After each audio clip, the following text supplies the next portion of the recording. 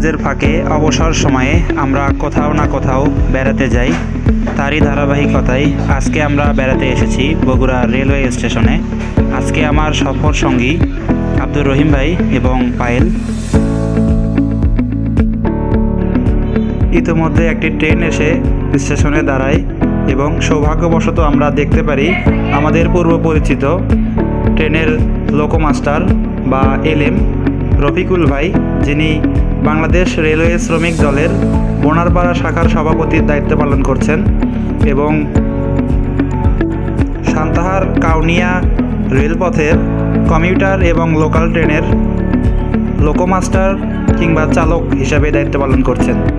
তার সাথে আমরা দেখা করে অত্যন্ত আনন্দিত।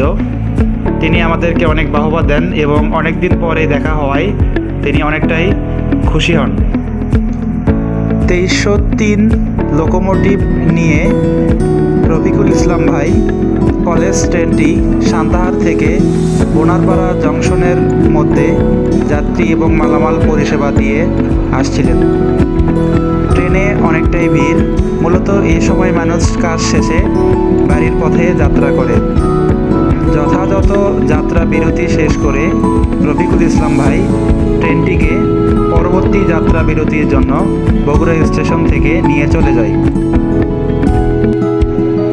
আমাদের ভিডিওটি ভালো লাগলে এবং নিয়মিত আমাদের ভিডিও দেখতে আমাদের চ্যানেলটি সাবস্ক্রাইব করে বেল বাটনটি বাজিয়ে দিন।